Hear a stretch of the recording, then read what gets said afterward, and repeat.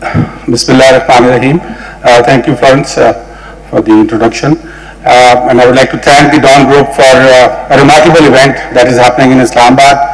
And this morning when I woke up and I got my Dawn paper in the morning, I saw some good news and some bad news. The good news was that climate change was finally the top headline of a major daily newspaper in Pakistan. And almost half the paper was dedicated to issues related to climate change. And the bad news was that within the same paper, the news was that the January that we just passed was the hottest January recorded in history. And we know it in Pakistan. I'm also happen to be a farmer. We know it in Pakistan because the water is drying up. We're almost in the middle of a drought now.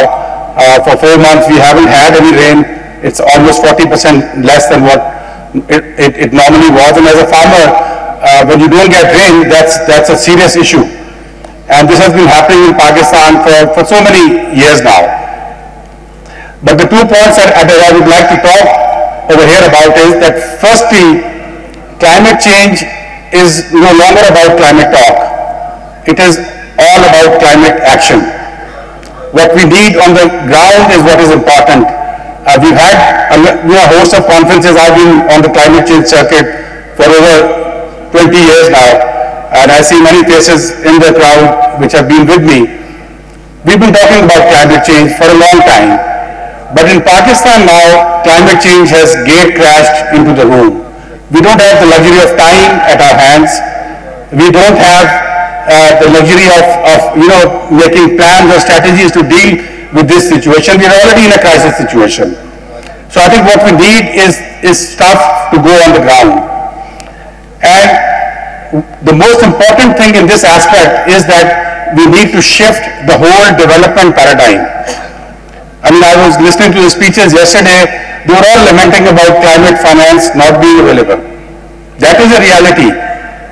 But what is also a reality is that climate finance is not going to be falling from the sky to vulnerable countries like Pakistan.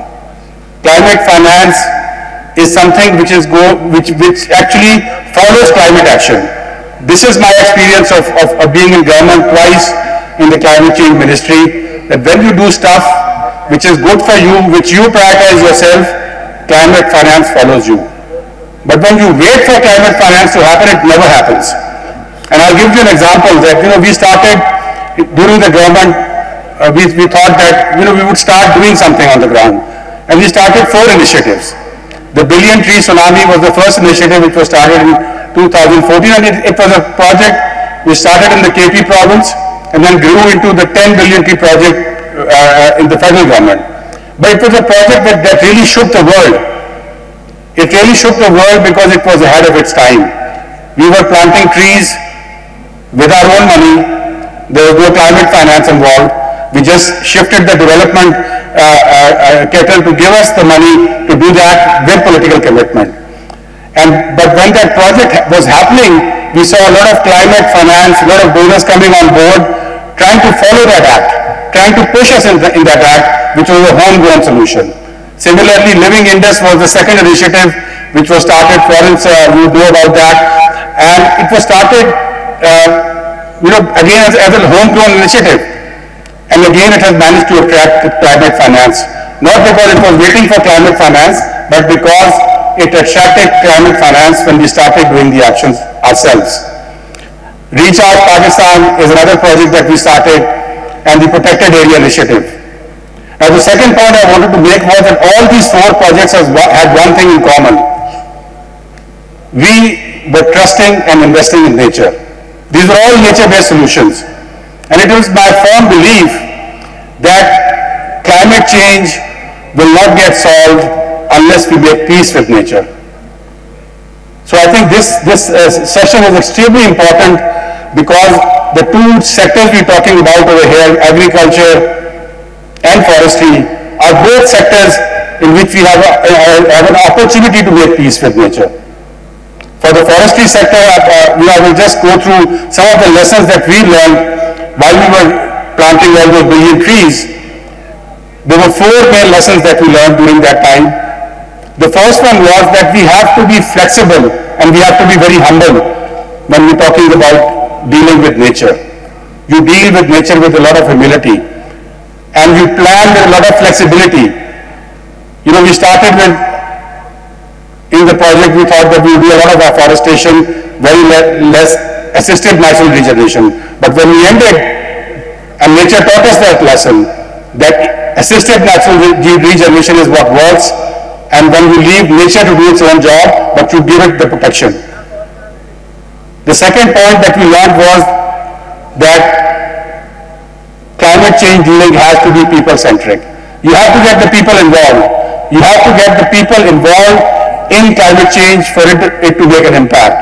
And I think, again, the forestry that we did, we turned the model around from being dependent on the forest department to being dependent on the communities who are the actual stakeholders and the community guardians for so many centuries. We gave them the ownership, and they turned around the whole project.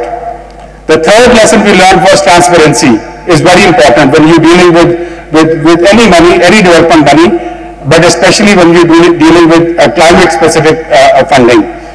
So we had, for the first time ever in Pakistan, we got third-party performance audit done by WWF, IUCN, and FAO combined. They were looking at the project, which was government money, which was not money given by every donor, but it was government money, and the government itself said that we want to get transparent in spending this money. And finally, the fourth point was that when you go into the ground to deal with climate change, you will confront vested interest mafias. We confronted the timber mafia, we confronted the land mafia, and you have to do that with a lot of political will behind you.